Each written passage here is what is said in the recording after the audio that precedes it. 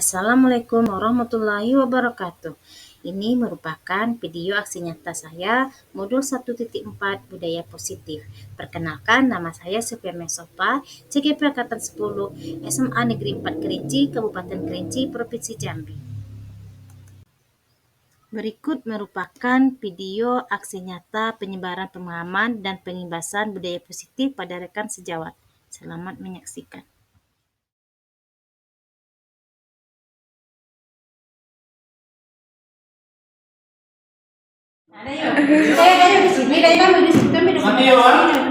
Rencana pengimbasan hari ini tanggal 4 Juni 2024, tapi terkendala karena lampu mati. Pesertanya adalah guru-guru dari SMA Negeri 4 Kerinci. Ini hanya sebagian kecil yang hadir karena dalam suasana ujian, jadi yang hadir yang menjadi pengawas dan panitia ujian ini pun hanya sebagian kecil karena yang lain ada keperluan yang sangat mendesak.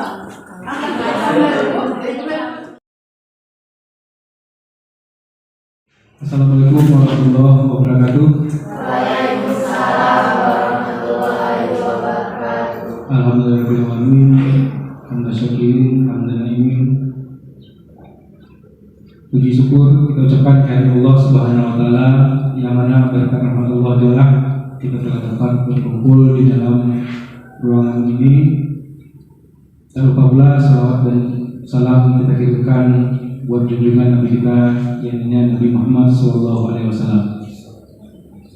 Bapak Ibu yang kami hormati, dalam rangkaian kegiatan kita pada kali ini, yaitu pengimbasan guru penggerak di tempat sekolah SMA Negeri 4 Kerinci yang dilaksanakan pada hari Kamis tanggal 6 Juni 2024. Pertama, kami mengucapkan ribuan terima kasih kepada Bapak Ibu yang telah hadir di dalam ruangan ini, yang telah menyempatkan diri walaupun banyak aktivitas, akan tetapi mengingat dan menimbang pentingnya acara ini, Bapak Ibu menyempatkan diri hadir bersama kami. Terima kasih, kami ucapkan sekali lagi.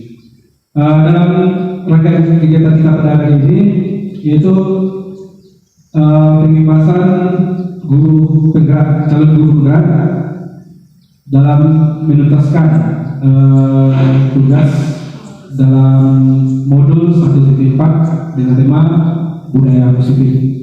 Dalam hal ini yang akan disampaikan langsung oleh Syukra Amir SPD MPD.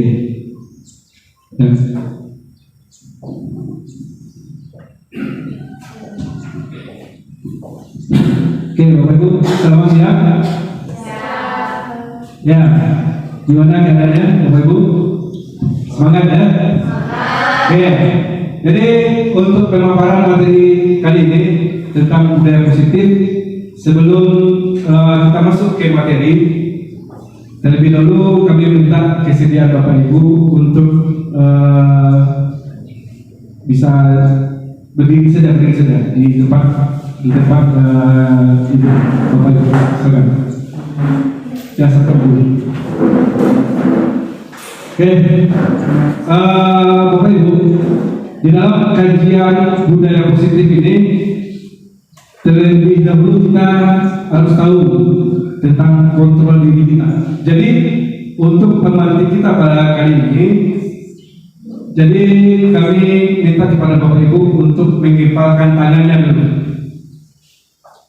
Ya, mengepalkan tangan satu saja. Oke, satu saja yang sebelah kanan. Oke, sekarang kami minta kepada Bapak Ibu untuk saling berhadapan dulu. Ya, saling berhadapan. Nah, itu dia. Ya, saling berhadapan. Kemudian Bapak Ibu coba pikirkan, yang di dalam genggaman tangan Bapak Ibu ini adalah sesuatu barang yang sangat-sangat berharga, ya, yang sangat-sangat berharga. Bayangkan dalam pikiran Bapak Ibu, di dalam genggaman Bapak Ibu ini adalah sesuatu barang yang sangat-sangat berharga dan yang wajib Bapak Ibu simpan dan pertahankan. Oke, sudah? Oke, setelah itu Bapak Ibu, yang Bapak Ibu sebelah kanan saya untuk membuka genggamannya, yang sebelah kiri saya tetap Bapak Anda buka kanan, Ibu ini buka silakan buka tangannya. Ya, yang berhadapan ya masih di genggaman. Oke, jadi instruksi selanjutnya, coba bagaimana Bapak Ibu berusaha untuk membuka genggaman tangan Bapak Ibu yang ada di depan Bapak Ibu. Oke, bagaimana? Ya, silakan buka dan rebut apa yang. Ya, coba. Gak apa-apa, coba. Ya, coba buka. Oke, bisa dibuka. Ya, Bapak Ibu ya. Silakan duduk kembali. Terima kasih. Nah, jawabannya di sini akan apa ya Bapak Ibu ya? Kenapa Bapak ada yang Bapak tadi menggenggam tangannya, ya? Kenapa? Di sini posisi siapa yang paling bisa dikatakan sebagai posisi kontrol di sini? Siapa yang bisa mengontrol di sini? Apakah yang menggenggam atau yang mendekat? Yang mendekat. Yang berarti ada yang terdekat ya? Berarti diletak kontrolnya oleh siapa tadi? Yang menggenggam. Bisa jadi yang berusaha untuk membuka tadi juga untuk mengontrol dirinya. Ya, di sini bisa mungkin persepsi atau jawaban yang bisa kita ambil di sini adalah maksudnya kontrol yang ada pada diri kita itu adalah kita sendiri yang bisa mengontrolnya. Apakah seperti yang Bapak Ibu genggam tadi? Lepas atau tidak? Dan yang berusaha untuk melepaskan ini bagaimanapun cara pasti bisa ya. Apakah dengan cara disogok atau dirayu atau bagaimana? Ya, bisa jadi. Ya, jadi kontrol itu ada pada diri kita. Oke, untuk memperpendek waktu ya, langsung saja kita masuk ke materinya, yaitu menyebarkan pemahaman dan pengalaman budaya positif. Oke, next. Oke, jadi konsep inti budaya positif di sini yang pertamanya adalah tentang perubahan paradigma belajar. Oke, sebagaimana kita ketahui Bapak Ibu, siswa-siswa kita di sekolah ini ya tentu dengan jumlah yang ratusan ya, cukup tentu mempunyai banyak banyak tingkah laku, ya banyak sikap mereka. Kenapa? Karena dari satu kepala mungkin mempunyai sikap atau dan tingkah laku yang bermacam-macam pula. Maksud dari perubahan paradigma di sini, ya, itu bagaimana cara kita untuk membujuk siswa ini, ya, membujuk bagaimana supaya siswa ini mau dengan dan sinkron nantinya dengan apa yang kita lakukan. Lanjut dulu. Seperti yang sama-sama kita lihat di depan, yaitu pembelajaran dengan paradigma baru merupakan pembelajaran yang terancam berdasarkan prinsip pembelajaran berdiferensiasi, sehingga para peserta didik belajar sesuai dengan kebutuhannya berdasarkan tahap pengembangan sesuai teori psikologi modern untuk mewujudkan profil pelajar Pancasila. Berdasarkan prinsip pembelajaran berdiferensiasi, prinsip ya di dalam satu lokal kita gambarkan Bapak Ibu ya. Misal kita anggap dalam satu ruangan itu ada sekitar 30 sampai 35 siswa. Ya, tentu dari 30 siswa itu atau 35 siswa itu tentu mempunyai watak dan karakter yang berbeda-beda. Nah, otomatis cara kita untuk mengajarkan siswa tersebut tentu juga akan berbeda-beda. Walaupun tujuan dari pembelajarannya itu sama, akan tetapi caranya berbeda-beda. Kenapa? misal siswa A, ya, siswa A ini dia hobinya bisa belajar tuh hanya lewat visual atau dengan cara menonton atau lewat pendengaran audio. Nah, itulah tugas kita nantinya, ya. Tugas kita nantinya bagaimana tujuan pembelajaran kita ini sama, akan tetapi dalam penerapan pembelajarannya dengan metode-metode yang berbeda-beda, itu yang akan kita pakai nantinya di dalam kelas. Untuk apa? Untuk mencapai yang namanya, ya, tujuan akhirnya adalah untuk mewujudkan profil pelajar Pancasila. Sebagaimana kita ketahui bahwasanya profil pelajar Pancasila itu ada beberapa dimensi. Yang pertamanya beriman dan bertakwa serta berakhlak mulia. Kedua, mandiri. Yang ketiga, ada kreatif, bernalar kritis, bergotong royong, dan berkebinekaan global. Nah, itu merupakan tujuan akhir dari pembelajaran kita. Untuk apa? Untuk menciptakan profil pelajar Pancasila. Ya, dengan cara berdiferensiasi itulah salah satu teknik dari kita untuk mencapai tujuan pembelajaran. Kita lihat dari karakter siswa itu bagaimana, ya, ini sifat siswanya bagaimana, harus kita tahu. Kita upaya ya. Yang lanjut Bu. Tentang miskonsepsi tentang teori kontrol. Miskonsepsi tentang teori kontrol ini merupakan salah satu teori, ya, teori yang dikeluarkan oleh Dr. William Walser, ya, di mana William Walser membuat beberapa teori, ya, dan mengeluarkan satu teori yang dinamakan dengan choice theory, ya. Choice theory itu apa saja? Yang pertama, katanya ilusi guru mengontrol. Maksud ilusi guru mengontrol di sini apa? Kita lihat kan, ketika kita mengasih tugas kepada siswa, siswa itu kan membuat semuanya. Akan tetapi dalam aplikasinya bagaimana? Apakah siswa itu membuat semuanya? Ada yang tidak kan? Nah, gitu. Nah, itu yang dikatakan oleh si William Walser ini tentang ilusi guru mengontrol murid. Guru melihat, oh, siswa kita mempertugas semuanya. Akan tetapi setelah tugas selesai, apakah semuanya mengumpul? Kan tidak. Nah, itu ilusi yang dirasakan oleh guru ketika mengontrol murid, ya. Dan yang kedua, ilusi bahwa semua penguatan positif, efektif, dan bermanfaat.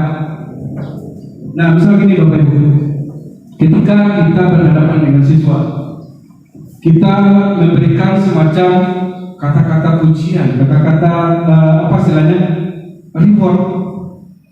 Pada dasarnya itu adalah semacam dan apalagi hukuman, ya, itu yang perlu kita hindari, ya. Soalnya kenapa? Karena itu akan menjadi kebiasaan bagi siswa yang kita terapkan ilusi itu. Kenapa? Misal, nanti kalau kamu juara, saya kasih hadiah, ya. Siapa juara satu nanti Pak kasih hadiah. Nah, setelah juara satu kita kasih hadiah. Akan tetapi ini tidak baik Bapak Ibu. Kenapa tidak baik? Karena akhirnya menjadi sebuah kebiasaan. Kalau nantinya tidak dikasih imbalan, otomatis siswa kita tidak akan mau belajar lagi. Itu maksudnya. Oke, selanjutnya ilusi bahwa kritik dan membuat rasa bersalah mampu menguatkan karakter. Nah, maksudnya di sini apa? Ketika kita piket misalnya, ya, kita piket, lalu ada lokal yang berkeliaran, ya.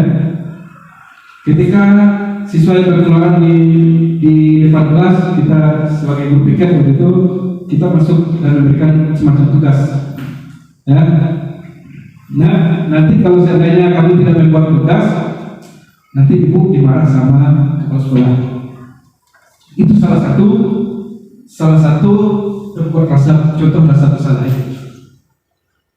Nah, akibatnya apa? Siswa menjadi terbeban. kalau tidak buat saya tidak membuat tugas, nanti ibu ini pasti kena marah. Jadi harus bagaimanapun saya harus membuat tugas. Sehingga dapat menampilkan suatu karakter pada siswa. Oke, kita lanjut. Ilusi bahwa orang dewasa memiliki hak untuk memaksa. Nah, di sini yang sering sekali kita pakai. Kenapa? Karena orang dewasa, apalagi di sekolah kita ada, orang dewasa selalu benar. Pada dasarnya ini merupakan suatu hal yang tidak baik sekali Bapak Ibu. Kenapa? Karena bisa jadi baiknya ketika waktu itulah. Yang negatifnya bagaimana? Yang negatifnya bisa menimbulkan suatu dendam terhadap diri siswa tersebut. Ya, sampai sini bisa dipahami kira-kira Bapak Ibu ya. Oke, lanjut. Nah, bagaimana cara mengubah paradigma stimulus respon ke pendekatan teori kontrol? Ini sesuai yang teori si Klopser tadi ya. Yang pertama stimulus respon realitas. Nah, kita lihat realitas kita sama. Menurut teori kontrol, realitas kita berbeda. Nah, di dalam lokal misalnya seperti contoh yang saya terapkan tadi, di kelas tujuan pembelajaran sama, akan tetapi ya kebutuhan dari siswa itu juga berbeda-beda. Nah, itu caranya. Yang kedua, semua orang melihat hal yang sama, akan tetapi menurut teori kontrol setiap orang memiliki gambaran yang berbeda. Terus kita mencoba mengubah orang agar berpandangan sama dengan kita. Kita berusaha memahami pandangan orang lain tentang dunia, itu menurut teori kontrol. Terus model berpikir menang kalah. Kalau menurut teori kontrol, model berpikir menang-menang. Nah, muncul pertanyaan di sini. Bagaimana cara mengubah paradigma tersebut dari stimulus respon ke pendekatan teori kontrol? Nah, caranya bagaimana Bapak Ibu? Caranya kita mulai dari diri sendiri. Ya, pelan-pelan kita munculkan ingin berubah. Pelan-pelan kita munculkan ingin sebuah kemajuan. Nah, kalau tidak begitu, maka paradigma tersebut tidak akan bisa berubah. Kalau tidak kita mulai dari diri sendiri. Sehingga setelah ini baru memunculkan yang namanya budaya positif. Ya, setelah kita mulai dari diri kita, ya, kemudian kita coba aplikasikan beberapa teori ini di dalam pembelajaran kita nantinya. Ya, insya Allah ya, siswa-siswa kita bisa mendapatkan tujuan pembelajaran akhir seperti yang kita lihat tadi. Maksudnya tujuan pembelajaran akhir kita apa? Membentuk atau mewujudkan siswa sesuai dengan profil belajar Pancasila. Oke Bapak Ibu, sampai sini ada pertanyaan kira-kira? Oke, kalau tidak ya lanjut. Nah, disiplin positif ini yang pertamanya ya. Disiplin berasal dari kata disiplina yang artinya belajar. Disiplin mengacu pada disiplin diri yang memiliki tanggung jawab terhadap apa yang dilakukannya berdasarkan nilai-nilai yang diyakini. Dan disiplin positif merupakan salah satu cara penerapan disiplin yang bertujuan untuk menumbuhkan kesadaran serta memberdayakan peserta didik tanpa imbalan, penghargaan, ancaman ataupun hukuman. Nah, ini yang penjelasan yang sudah kita singgung di awal tadi Bapak Ibu, bahwasanya penghargaan, ancaman atau hukuman itu merupakan suatu poin-poin yang seharusnya tidak kita terapkan di sekolah kita. Kenapa? Sesuai dengan Bapak pendidikan kita. Siapa pendidikan kita Bapak Ibu? Ki Hajar Dewan, ya, sesuai dengan pendapat Bapak Ki Hajar Dewan Tara. Ya, dia mengatakan ya bahwasanya semua anak ini adalah mempunyai keistimewaan semuanya. Jadi karena itu mari kita lihat siswa kita sebagai siswa yang memiliki keistimewaan. Ya, jangan sampai kita memberikannya semacam apa namanya imbalan, hukuman atau reward. Kenapa? Karena itu tidak bagus. Takutnya nanti apa? Menjadi kecanduan atau istilahnya ketergantungan. Ya, kalau seandainya ini tidak ada, ya maka budaya positif atau disiplin positif di sini tidak akan tercipta. Oke, nah jadi kesimpulannya sebagai pendidik tujuan kita adalah menciptakan peserta didik yang memiliki disiplin diri sehingga mereka berperilaku mengacu kepada nilai-nilai kebajikan universal dan memiliki motivasi intrinsik dalam perubahan perilaku ke arah yang lebih baik. Oke, lanjut. Oke. Nah, setelah dari disiplin positif tadi, ya, maka melahirkan yang namanya nilai-nilai kebajikan. Nah, misal di sini, di dalam profil pelajar Pancasila, ada bagaimana bertakwa kepada Tuhan Yang Maha Esa dan berakhlak mulia, mandiri, bernalar kritis, berkebinekaan global, bergotong royong, kreatif. Di sebelahnya ada yang berdasarkan ini organisasi Bapak Ibu ya, ada IPO Primary Years Program. Itu ada poin-poinnya: toleransi, rasa hormat, integrasi, dan komitmen. Terus keterampilan hidup, dapat dipercaya, lulus hati, pendengar yang aktif, tidak merendahkan orang lain, memberikan yang terbaik dari diri. Inilah yang dilahirkan dari disiplin positif kita tadi. Ya, sehingga apa? Tujuan akhir dari pembelajaran kita ini bisa ke arah mewujudkan peserta didik untuk menjadi apa tadi? Profil sesuai dengan profil pelajar Pancasila. Gitu Bapak Ibu ya. Nah, lanjut Bu. Nah, jadi karena kami di sini berkolaborasi bertiga dalam menyampaikan sebuah materi ini, jadi materi selanjutnya kami minta untuk menyampaikannya kepada Ibu Rance Glorika SPD. Kepada Ibu kami silakan.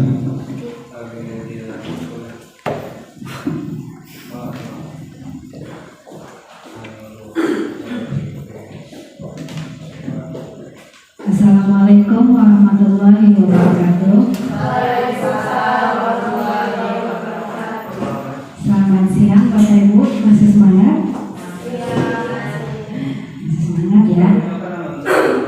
Nah, seperti yang disampaikan oleh rekan kita tadi, Pak Suprahani, karena kita di sini berkolaborasi, jadi ada pembagian materi untuk kita jelaskan. Nah, tanpa basa-basi, karena mengingat waktu, langsung saja kita lanjutkan kepada kebutuhan dasar manusia. Kebutuhan dasar manusia adalah segala sesuatu yang kita lakukan untuk mendapatkan apa yang kita inginkan. Seluruh tindakan yang kita lakukan memiliki tujuan tertentu dan semua usaha terbaik yang kita lakukan adalah dalam rangka agar kebutuhan dasar terpenuhi dengan baik. Nah, di sini kita berbicara tentang kebutuhan dasar manusia. Nah, next. Jadi, ada 5 kebutuhan dasar manusia.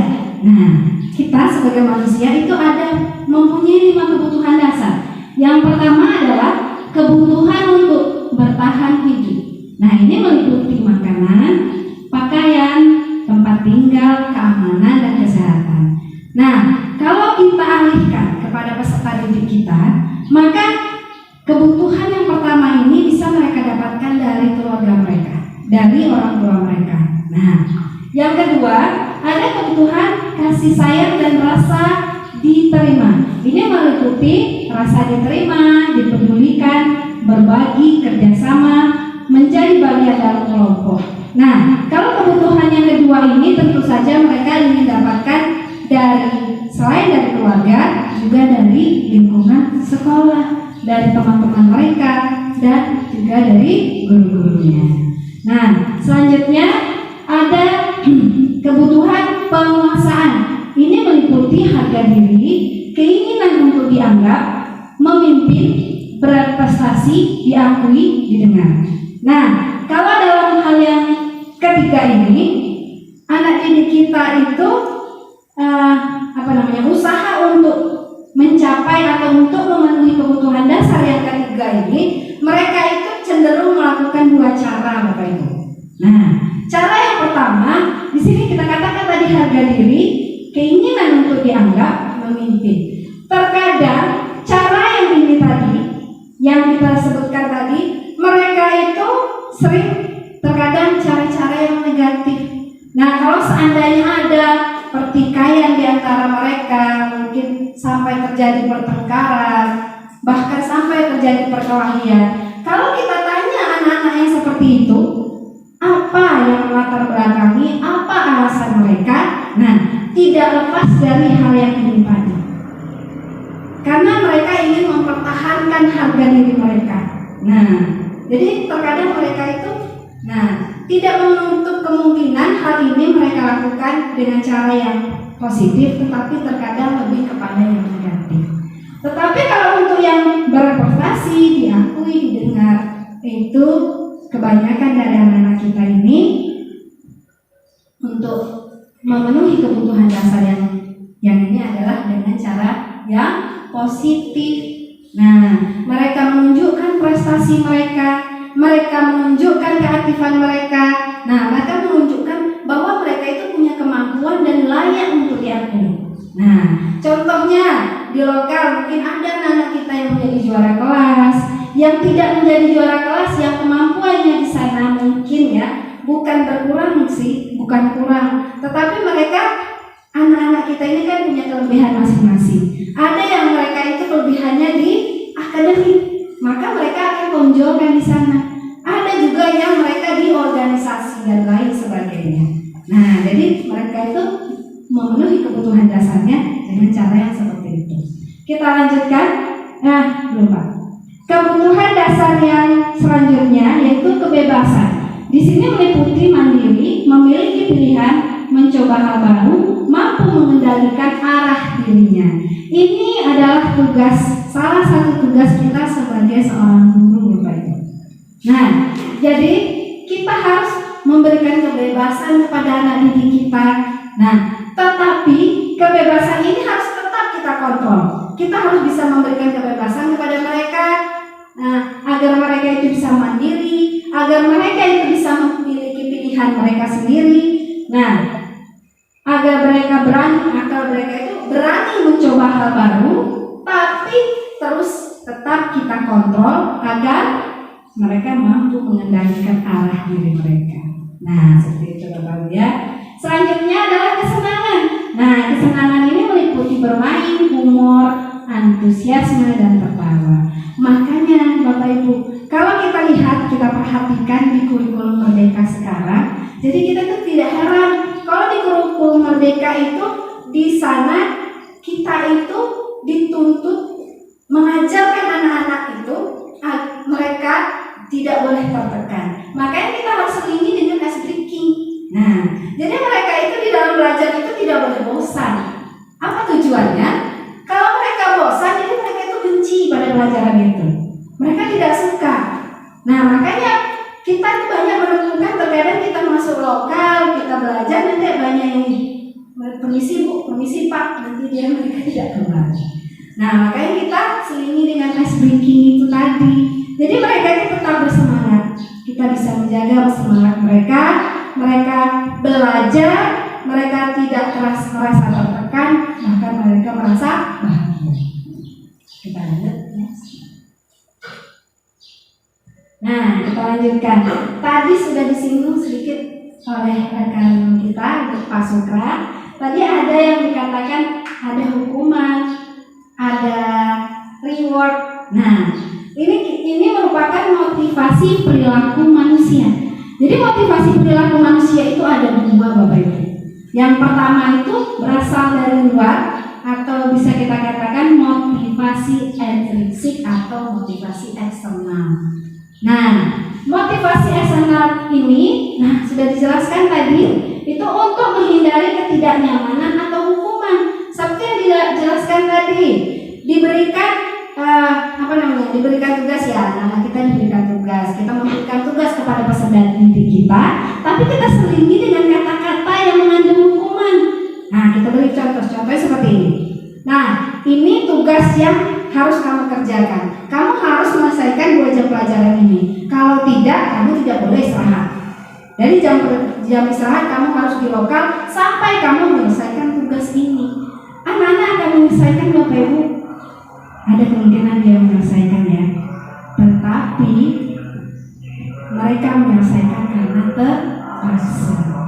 motivasinya dari luar. Jadi pada saat kita tidak memberikan hukuman seperti itu, mereka menganggap ini adalah hal yang sepele. Nah, jadi mereka tidak sungguh-sungguh. Selanjutnya, motivasi yang kedua yang berasal juga dari luar, yang seperti yang disebutkan tadi, untuk mendapatkan imbalan atau penghargaan dari orang lain. Itu juga sudah disinggung tadi sebelumnya. Nah, seperti contoh tadi, kalau kamu mengerjakan tugas ini dalam 2 jam pelajaran yang kamu selesaikan tugas ini, maka ibu akan memberikan nilai rapor kamu 90. Nah, itu kan imbalan kan Bapak Ibu, reward kan itu. Nah, mereka mengerjakan Bapak Ibu, tentu ya mengerjakannya, tetapi motivasinya masih dari luar. Nah, apabila kita tidak memberikan motivasi seperti ini, mereka bisa dikatakan itu down. Mereka akan ketergantungan pada hal-hal seperti ini. Jadi mereka kalau seandainya ada tugas, mereka tunggu dulu rewardnya apa ya. Nah, imbalannya apa ya? Oh, kali ini nggak ada imbalan, nggak seru. Nah, jadi mereka seperti itu. Mereka mengerjakan pun tapi dengan rasa yang jengkel.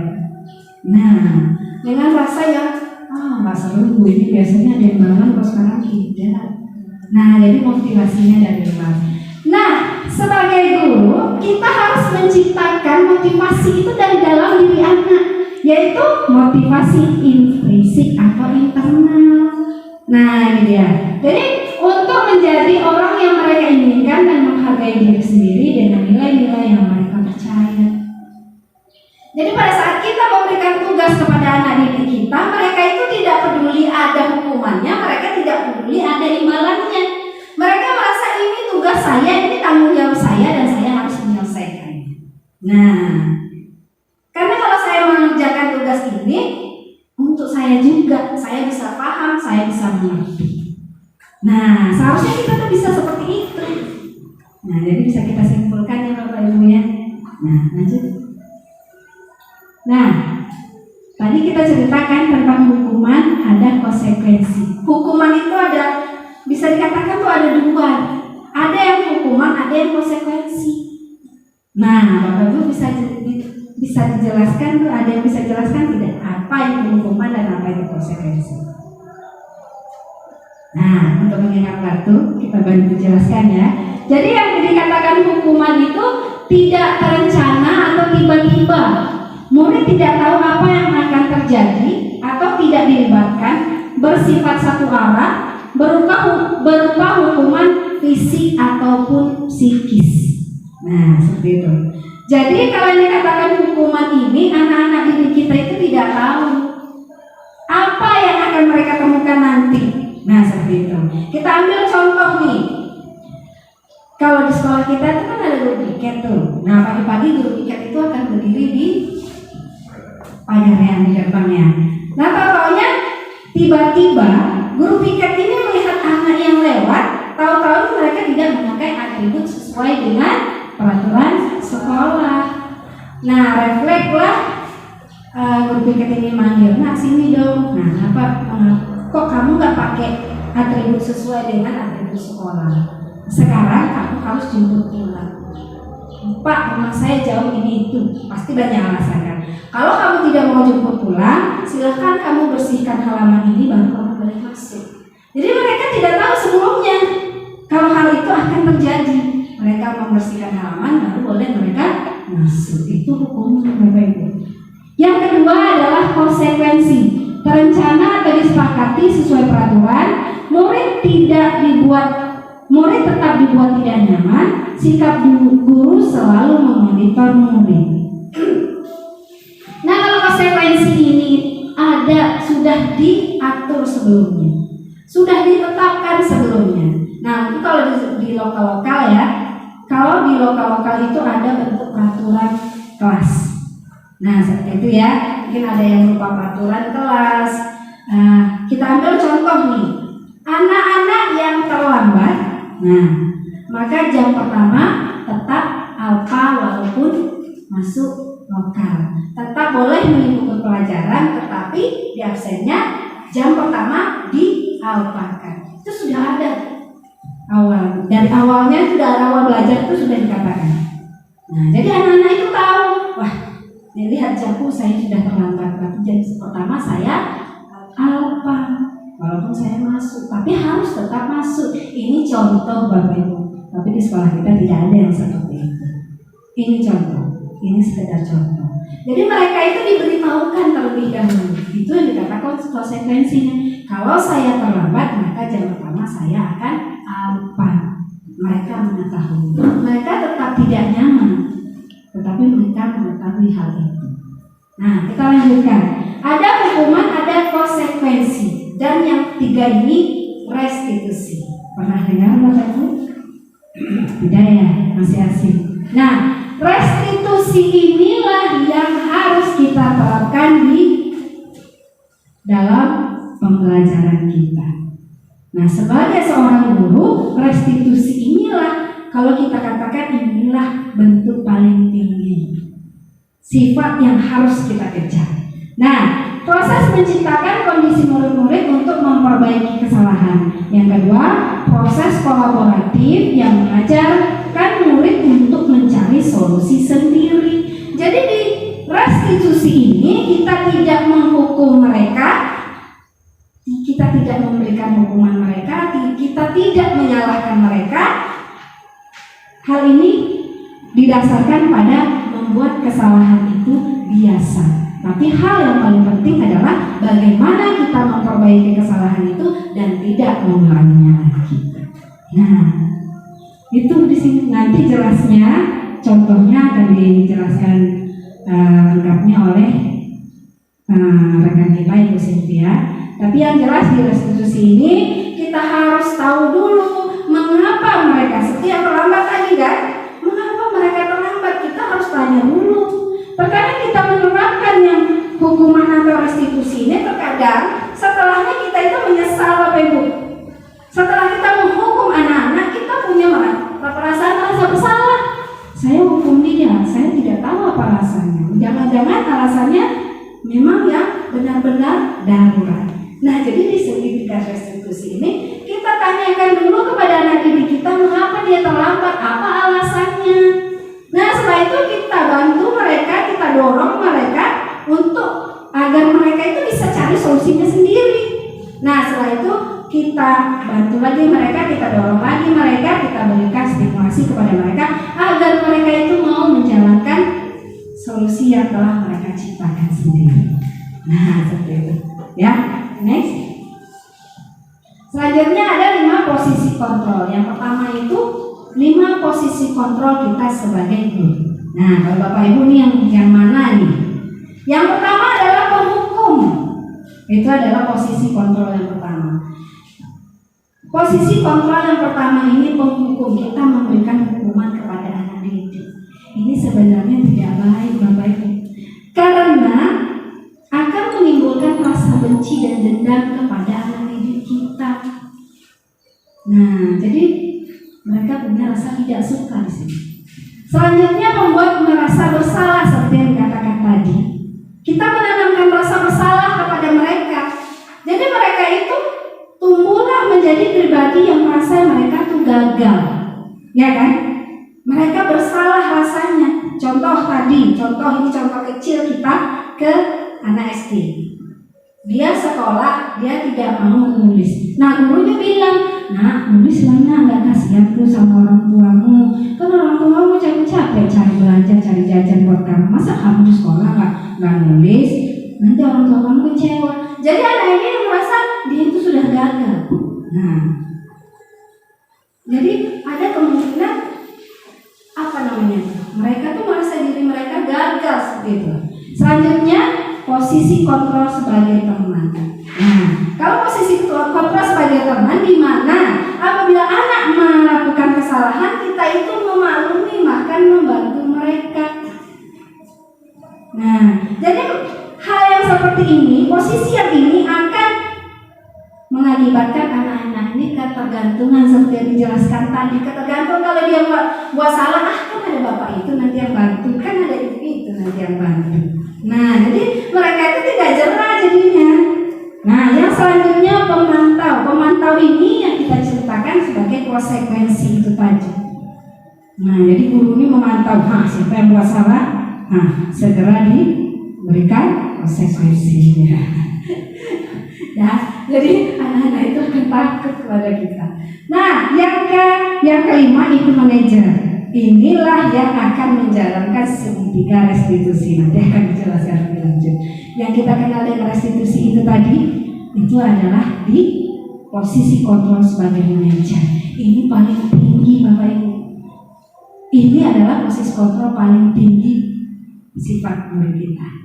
Nah, di mana kita itu bisa menghandle anak-anak kita yang berbuat salah, tidak perlu memberikan hukuman, tidak perlu memberikan imbalan atau hadiah, tetapi kita mendorong mereka agar mereka itu menjadi pribadi yang baik. Kita tanya mereka mengapa mereka seperti itu, apa alasan mereka, kita dorong mereka untuk mencapai solusinya sendiri. Selanjutnya kita stimulus mereka, kita dorong mereka untuk mengaplikasikan solusi yang telah mereka ciptakan. Next. Selanjutnya, ini contoh penerapan 5 posisi kontrol guru itu tadi. Kasusnya, siswa tidak memakai atribut lengkap saat upacara. Jadi kalau yang sebagai penghukum, mereka akan hormat pada bendera selama 1 jam. Nah, mereka kan kaget tuh. Hormat pada bendera, tidak, sebelumnya itu tidak dikatakan apa-apa. Kamu tidak memakai atribut, sekarang hormat ke bendera selama 1 jam. Itu adalah hukuman. Kalau yang pembuat merasa bersalah, berapa kali Bapak Ibu harus memberitahu kamu selalu saja mengecewakan Bapak Ibu. Jadi mereka itu kan merasa bersalah, sudah membuat orang lain kecewa. Nah, next. Yang selanjutnya, ayo dong. Nah, itu sebagai teman, ayo dong ikuti aturan sekolah. Tolong Bapak Ibu ya, sekali ini ya sudah, tidak apa-apa. Lain kali jangan sampai berbuat seperti ini lagi. Jadi kita itu memaklumi mereka, kita bantu mereka. Jadi saat mereka melakukan kesalahan, nggak apa-apa kan ada ibu itu nanti yang bantu. Jadi mereka seperti itu. Selanjutnya pemantau. Kamu sudah melanggar peraturan sekolah, kamu tahu konsekuensinya. Setelah upacara kamu beli atribut dan jangan diulangi lagi. Nah, next, lanjut. Nah, ini manajer. Kalau dalam manajer, ini dia tadi, apakah kamu tahu kesalahanmu? Jadi kita tanya dulu, apa kamu tahu kesalahanmu? Kira-kira bagaimana kamu memperbaiki kesalahanmu? Jadi dia buat solusi sendiri. Apa kamu tahu alasanmu? Kamu tahu kesalahanmu? Nah, mereka berpikir, ya Bu, karena saya tidak memakai atribut lengkap. Apa alasannya? Mengapa kamu tidak pakai atribut lengkap? Nah, kita dengarkan dulu. Apa alasan mereka? Terkadang alasan-alasan mereka itu yang membuat kita miris, Bapak Ibu. Nah, jadi kita jangan dulu menghukum mereka. Mungkin karena mereka tidak punya. Nah, maaf ya, tidak perlu kita jelaskan. Jadi jangan sampai hal itu membuat kita menyesal. Nah, selanjutnya, kira-kira bagaimana kamu harus memperbaiki kesalahan? Nah, bisa dipahami Bapak Ibu? Kalau bisa dipahami, kita coba dengan kasus yang berikutnya. Nih, saya kecewa dengan kamu. Kira-kira Bapak Ibu posisi kontrol apakah ini? Saya kecewa. Saya kecewa. Membuat rasa bersalah. Coba kita lihat. Membuat merasa bersalah karena dia sudah mengecewakan orang lain. Next. Kamu tidak pernah benar melakukannya. Apakah itu posisi kontrol sebagai? Kamu tidak pernah melakukannya. Kita lihat apa? Penghukuman Bapak itu. Kamu tidak pernah benar melakukannya. Nah, selanjutnya, apa rencanamu untuk menyelesaikan masalah ini? Apa manajer betul? Coba kita lihat. Manajer kata Pak Eko, betul Pak Eko. Kita lanjutkan. Ayolah lakukan demi Bapak Ibu ya. Coba kita lihat. Nah, jadi bisa kita katakan Bapak Ibu semua sudah paham ya. Jadi, nah ini, kamu tidak pernah mendapatkan nilai jika tidak mengerjakan tugas. Apa ini? Posisi kontrol sebagai kamu tidak pernah mendapatkan nilai jika tidak mengerjakan tugas. Kita lihat pemantau. Kan ada konsekuensinya kan? Kamu tidak mendapatkan nilai. Ya. Nah, demikian Bapak Ibu. Nah, kembali lagi dengan kata-kata Mas Sukra tadi, karena kami berkolaborasi. Nah, jadi untuk materi selanjutnya kami serahkan kepada rekan kita, Ibu Sylvia Mansanta.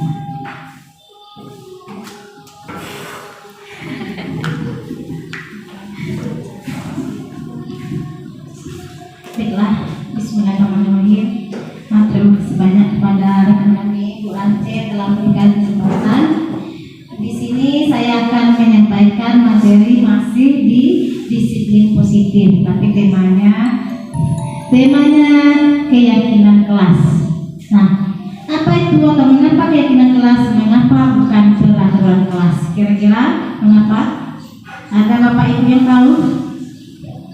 Mau sebelumnya karena agak terbiasa pegang mic, jadi agak grogi. Nah, lanjut next. Mari kita perhatikan pertanyaan berikut ini. Mengapa kita memiliki peraturan tentang protokol kesehatan, yaitu menggunakan masker dan cuci tangan setiap saat?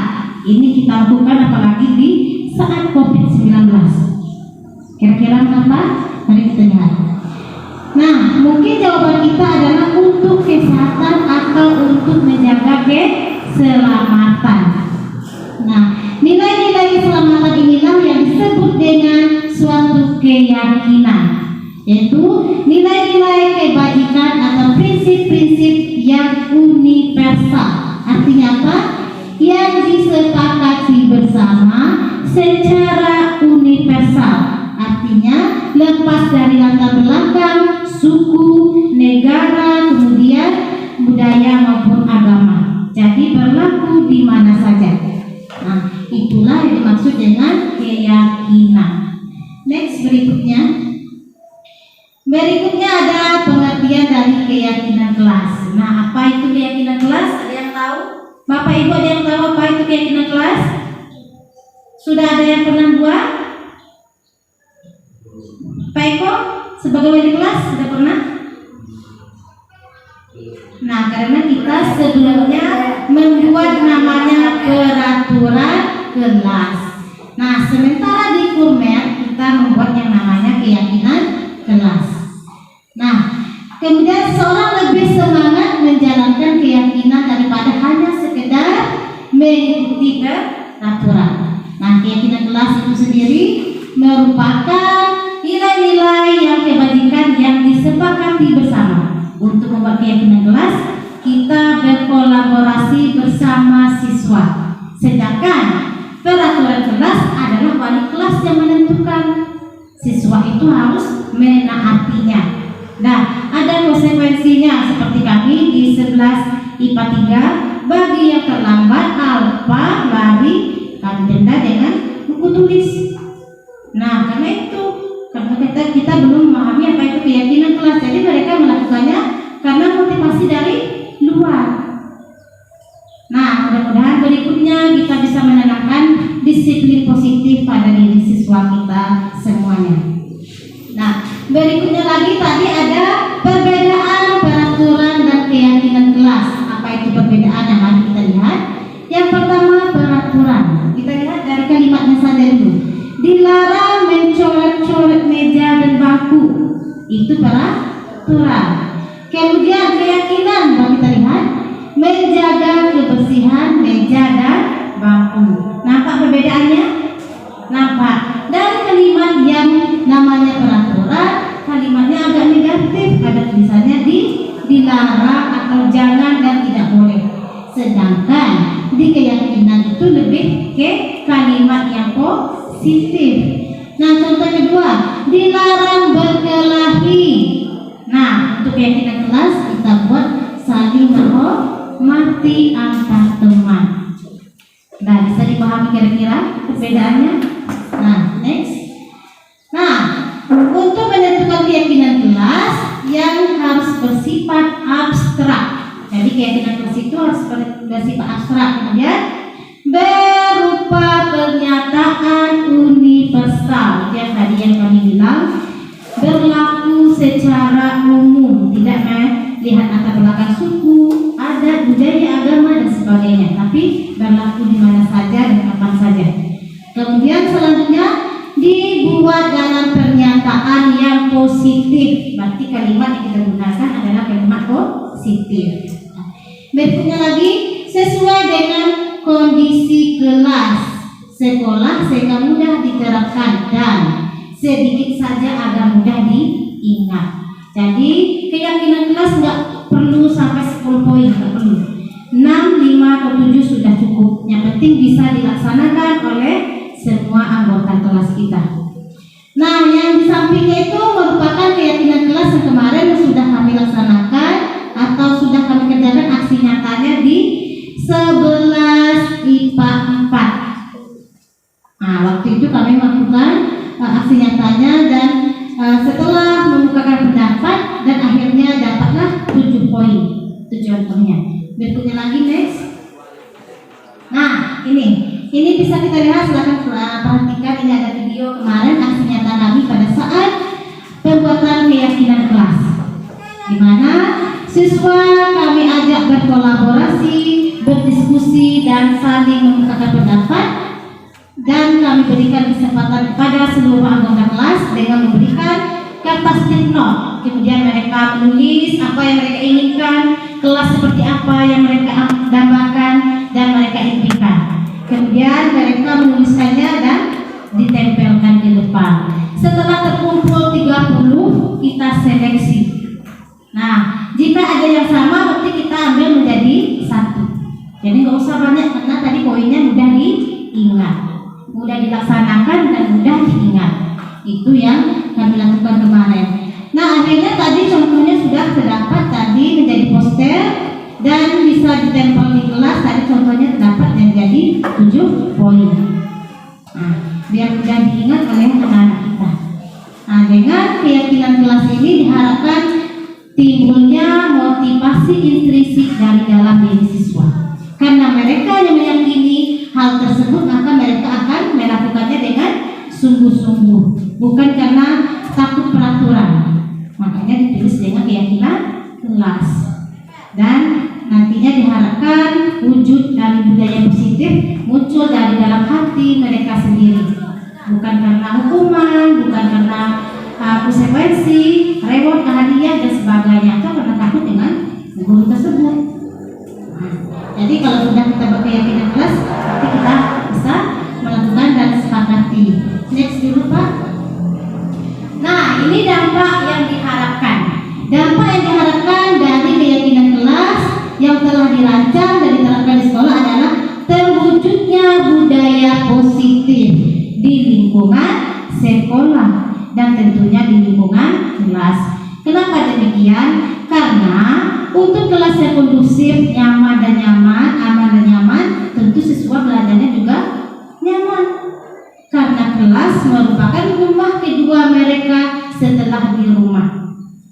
Nah, tentu kita harus menjaga suasana kelas biar semua bisa berjalan seperti yang kita impikan. Dan tentunya diharapkan visi misi sekolah juga bisa terwujud dan visi murid masa depan bagi mereka juga bisa terwujud. Nah, berikutnya lagi ada namanya segitiga restitusi. Itu tadi yang sudah disebutkan sebelumnya oleh rekan kami, ada Pak Sukra dan ada Bu Ranjil tadi. Jadi di posisi kontrol yang paling tinggi ada namanya apa? Segitiga restitusi. Mungkin kita semua sudah pernah melakukannya, tapi kita tidak tahu itu namanya segitiga restitusi. Mungkin ada yang melakukan langkahnya 1, ada yang 2, ada yang 3, dan ada yang semuanya. Mari kita lihat. Nah, segitiga restitusi itu adalah suatu proses dialog yang dijalankan oleh guru agar dapat menghasilkan murid yang mandiri dan bertanggung jawab. Nah, kemudian segitiga restitusi itu sendiri ada 3 tahap. Yang pertama, menstabilkan identitas. Di sini kita dengarkan dulu cerita mereka kalau mereka sedang bermasalah. Yang kedua, validasi tindakannya salah. Jadi kita tanya kira-kira mengapa mereka melakukan hal tersebut. Dengarkan dulu, cari tahu dulu biar mereka mau curhat sama kita kalau mereka punya masalah. Nah, ini perlu, apalagi kita sebagai wali kelas sangat perlu sekali. Jadi kita tidak mudah menghakimi dulu, cari tahu dulu apa sebabnya, nanti kita sebutkan lagi apa akibat dari yang mereka lakukan. Nah, berikutnya yang terakhir menanyakan keyakinan. Nah, misalnya ada Keke misalnya, dia marah sama Iqbal lantaran tugasnya selalu dicontek misalnya, dia merobek buku Iqbal dan sebagainya. Kita bisa tanya begini, kenapa Keke melakukan hal tersebut? Apakah sesuai dengan keyakinan kelas? Tentu dia jawab tidak. Kalau tidak, kira-kira keyakinan kelas mana yang dilanggar? Nah, misalnya apa? Menghargai teman sekelas. Terus kita tanya lagi, kalau begitu keyakinan kelas apa yang kamu lakukan saat kamu atau yang kamu akan lakukan untuk memperbaiki kesalahan ini?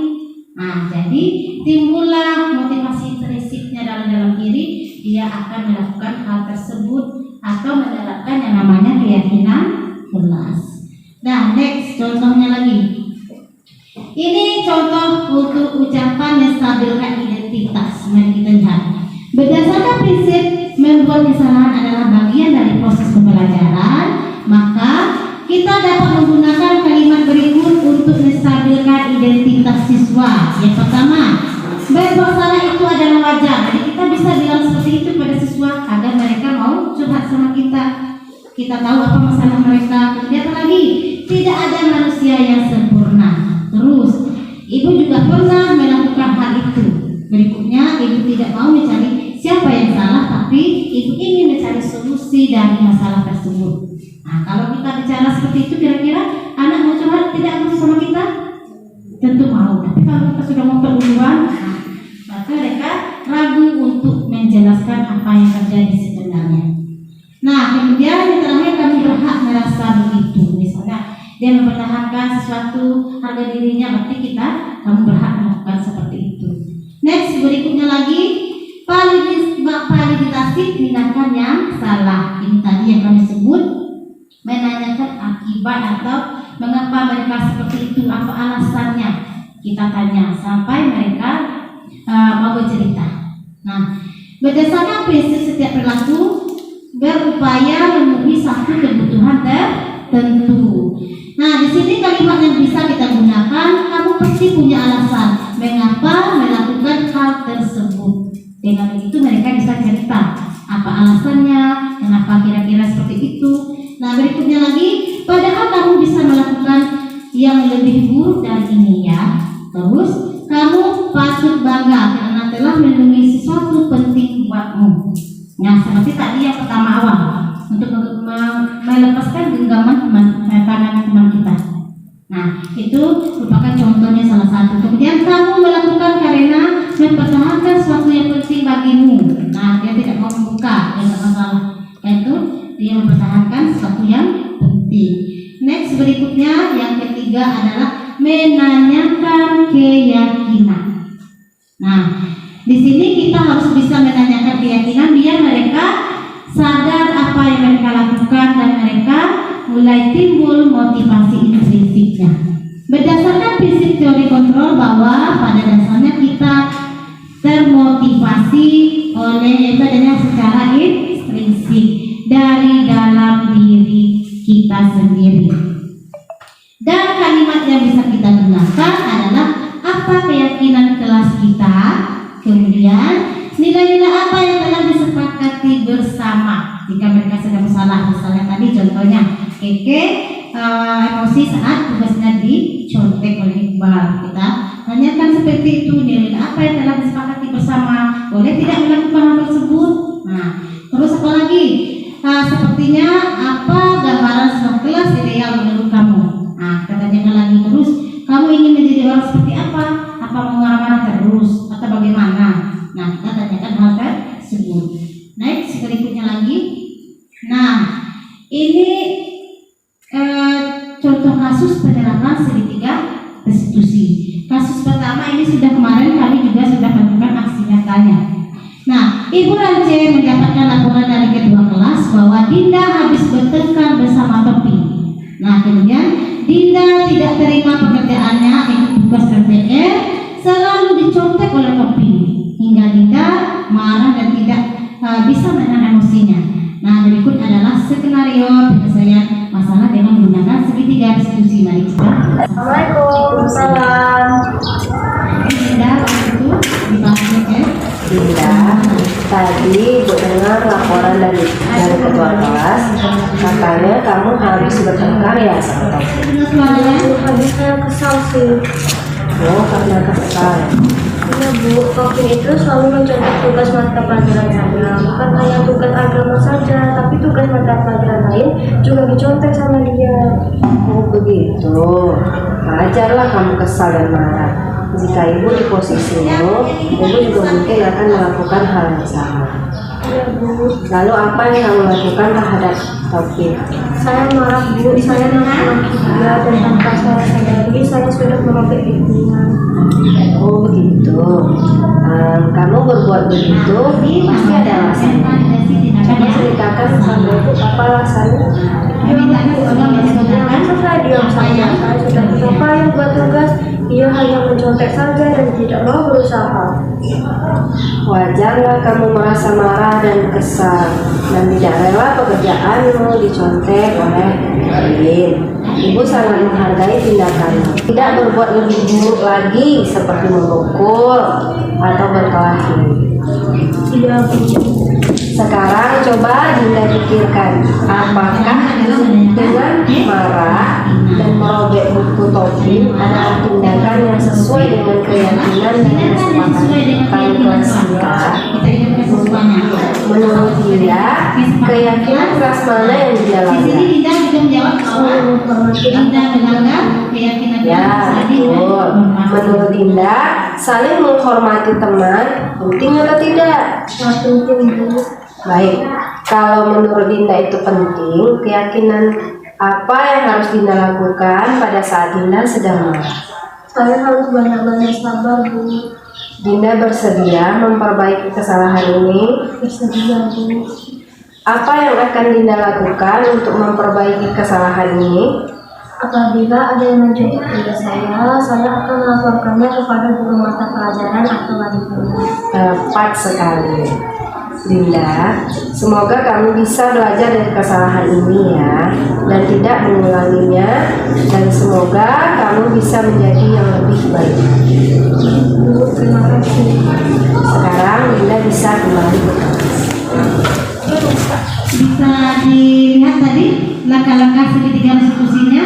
Akhirnya Dinda di sini merasa apa? Merasa bisa menemukan untuk keyakinan kelasnya. Jadi mereka menemukan atau Dinda menemukan solusinya sendiri.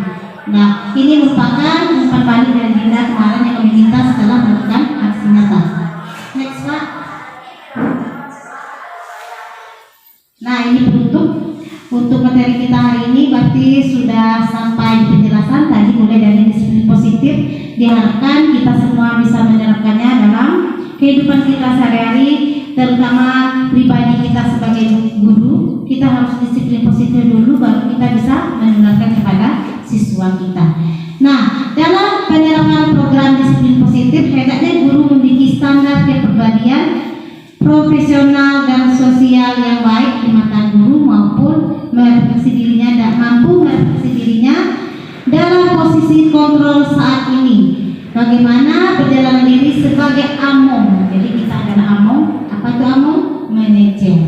Nah, yang menuntut murid-murid menjadi insan yang mandiri, merdeka, bertanggung jawab. Ini semua merupakan standar nasional pendidikan kita Indonesia. Nah, kemudian berikutnya Pak. Nah, kami minta umpan balik dari Bapak Ibu. Nanti ada jawabannya, ada 1, 2, 3. Mohon dijawab. Ini umpan balik untuk kami semua. Kami CGP biar pengibasan berikutnya kami bisa memperbaiki apa yang seharusnya kami perbaiki.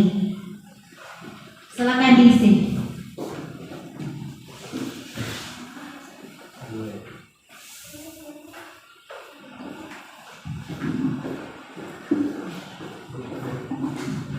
Nah, nanti setelah diisi dikumpulkan, itu sangat kami butuhkan untuk masukan bagi kami. Terima kasih banyak kepada kehadiran Bapak Ibu semuanya. Untuk dari saya cukupkan sekian. Semoga bagian dari untuk dikasih cukup sekian. Terima kasih. Kami kembalikan kepada moderator. Baik, terima kasih banyak kepada Ibu calon guru penggerak. Yang pertama Ibu Haji Nurika SPD, kedua Ibu Sylvia, dan yang ketiga saya sendiri Suprahadi. Sekian saja acara kami menutup. Ya, sebelum kita tutup ya. Nah, mungkin ada pertanyaan kira-kira Bapak Ibu atau ada masukan? Ya, masukan dicatat saja nanti Bapak Ibu ya, nanti diserahkan kembali kepada kami, dan itu sebagai refleksi bagi kami dalam pelaksanaan program kedepannya. Mudah-mudahan dari apa yang kami sampaikan pada kali ini dan bisa kita terapkan di sekolah yang tercinta ini. Saya dari pembicara mengucapkan ribuan mohon maaf kepada Bapak Ibu sekalian yang mudah saya pribadi dapat bermanfaat dan bisa kita praktikkan di dalam kegiatan sekolah kita ke depannya. Wabillahi taufiq wal hidayah. Assalamualaikum warahmatullahi wabarakatuh.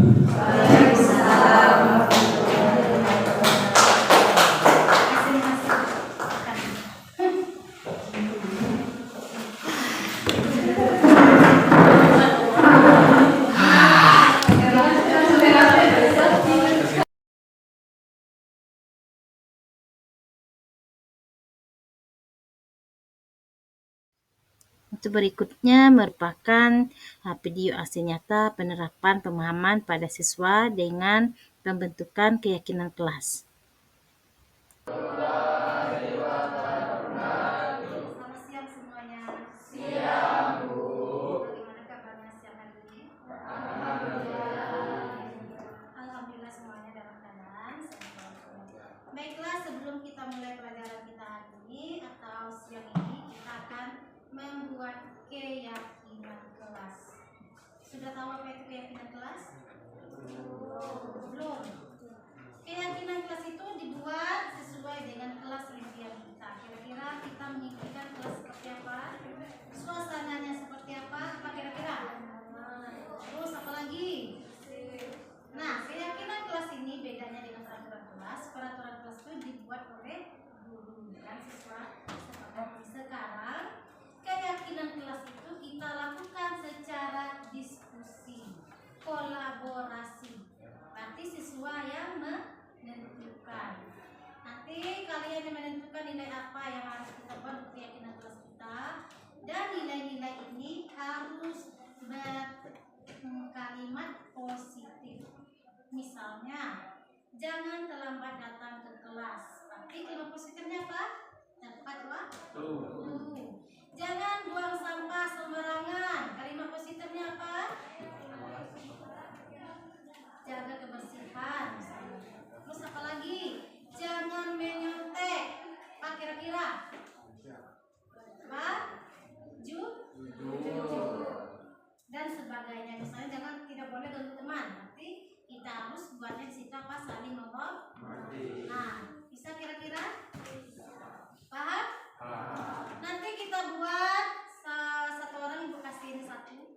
Buatlah, kemudian setelah kita tempelkan di papan tulis akan kita seleksi. Nah, keyakinan kelas ini tidak perlu banyak poinnya, tetapi mudah diingat dan mudah dilaksanakan. Nah, biasanya ini bisa dilakukan setiap kali kita mau belajar dan bisa di awal tahun. Nah, sudah bisa ada yang ditanyakan atau tidak? Yang penting nilai-nilai yang kita buat nanti yaitu nilai-nilai yang universal atau nilai-nilai yang bisa kita pahami bersama. Nah, ini dibagikan kertasnya. Silakan tulis. Jangan lupa tulis yang sesuai dengan kelas yang kalian inginkan.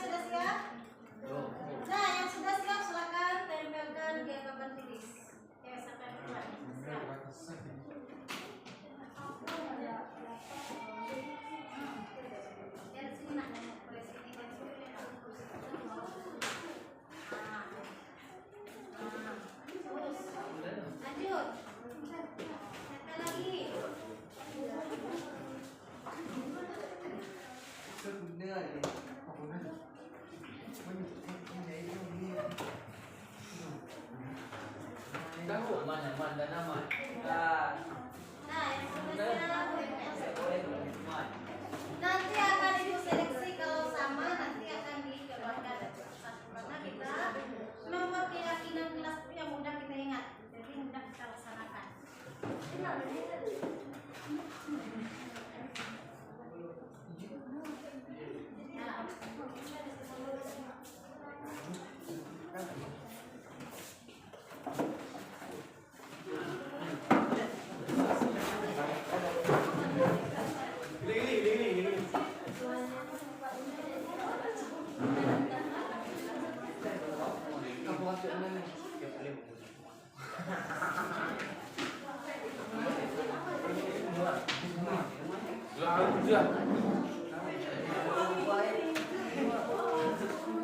ingat yang bilang tadi kalimatnya positif, jangan ada yang tidak boleh kita harus ganti yang positif.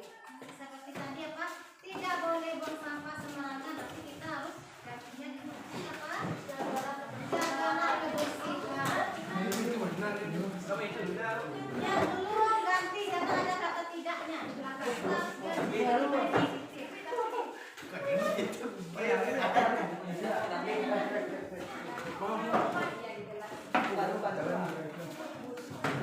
Itu kata macamku curhat ya. Kita buat kata positif yang bilang tadi. Keyakinan kelas tidak boleh kata negatif. Kita ganti.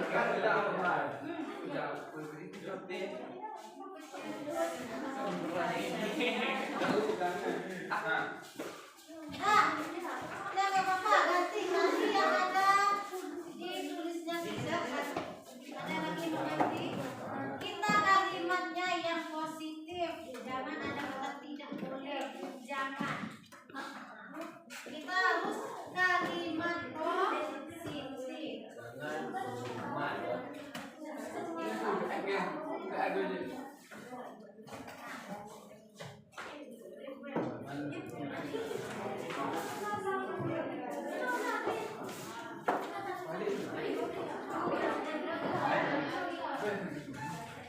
Nah, berarti tidak mendengarkan instruksi tadi aku bilang harus kalimat loh.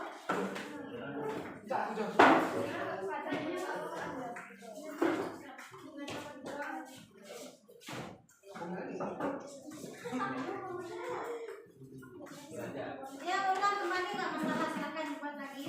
Ya kita tahu bahwa keyakinan kelas tidak boleh dengan kata negatif.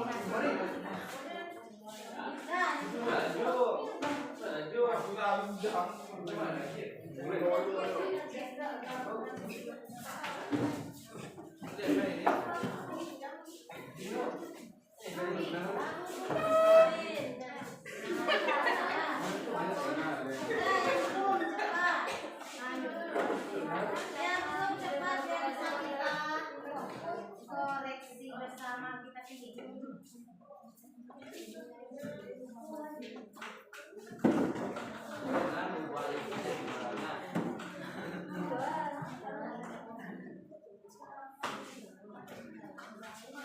Nah, nanti kita harus ingat keyakinan kelas tidak boleh kata negatif, harus positif. Kalimatnya harus positif. Nah, sudah stempel dulu biar nanti kita seleksi. Kita akan cari 6 atau 7. Jadi bisa kita sepakati bersama. Tidak ada air. Itu 40-an. Nah, terus yang belum.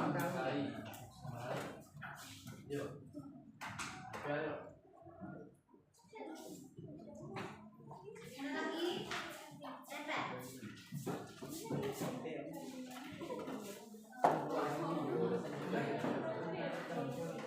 Ada lagi yang belum tempel?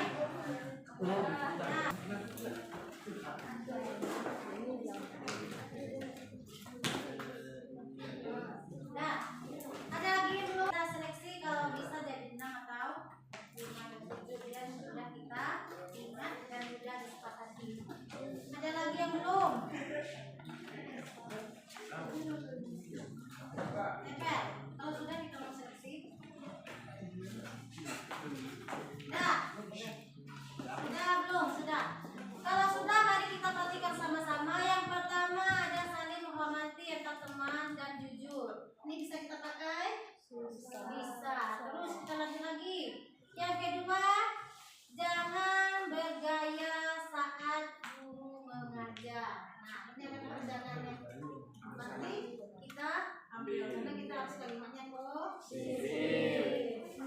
Nah, kita seleksi dulu. Terus kita lanjut. Yang ini harus kompak dalam kelas. Ini kira-kira kita ambil apa tidak? Karena harus ada kata harus. Harus wajib juga. Bukan juga kalimatnya positif. Harus pakai ada pembahasan. Yang ini bersih dan saling menghargai. Bisa. Bisa dipakai? Bisa. Terus kita lanjutkan. Ini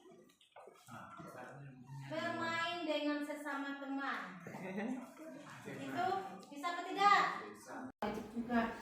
Bukan juga kalimatnya positif. Harus pakai ada pembahasan. Terus yang ini bersih dan saling menghargai. Bisa. Bisa dipakai? Bisa. Terus kita lanjutkan. Ini bermain dengan sesama teman. Itu bisa apa tidak? Ayo suaranya. Kelas. Yang berikutnya disiplin dan jaga kebersihan. Bisa? Bisa. Bisa. Berarti sudah ada berapa? 3. Kompak suasana kelas damai dan nyaman. Ini sama dengan yang atas. Berarti kita ambil dulu, bukan nggak boleh tapi sudah sama. Sudah berapa baru? Nah, terus apa lagi? Belajar dengan sportif dan adil. Itu bagaimana kira-kira? Sudah ada, berarti kita lepas dulu. Yang ini jangan melawan guru. Ini ada kata lagi jangan melawan guru. Yang di atas sudah ada saling menghormati. Berarti kita juga saling menghormati dengan guru. Berikutnya saling menghormati, jaga kebersihan, disiplin. Ini sudah ada di atas semua. Sudah mewakili. Nah, kita lihat dulu. Yang ini dilarang ke sekolah, jam istirahat. Berarti itu sudah ada tadi tepat atau disiplin. Nyaman masih ada juga di atas sama. Datang tepat waktu, disiplin. Terus berteman dengan semua orang, itu sudah saling menghormati. Itu nilai yang kita sepakati? Sudah. Bisa dilaksanakan? Nah, kalau bisa berarti kita nanti absen satu-satu ke depan dan parah untuk atau tanda tangani untuk keyakinan kelas kita bersama. Nah, kalau sudah selesai, coba kesibukan namanya tolong ke depan.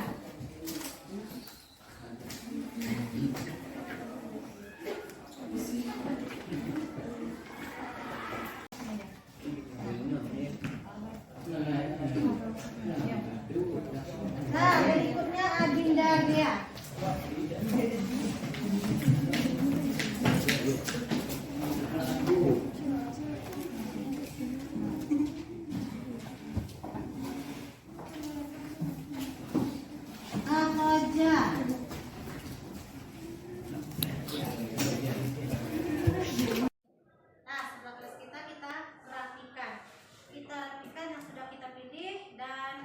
Minggu depan kita ketemu, berarti sudah ada yang di Warahmatullahi wabarakatuh. Perkenalkan, nama saya Nasila Fitri. Saya dari kelas 11 IPA 4. Saya mewakili teman-teman dari kelas 11 IPA 4. Kami merasa sangat senang karena telah ikut berdiskusi untuk membuat keyakinan kelas. Dan semoga kami bisa mengikuti keyakinan kelas ini dengan baik karena keyakinan kelas ini telah kami sepakati bersama.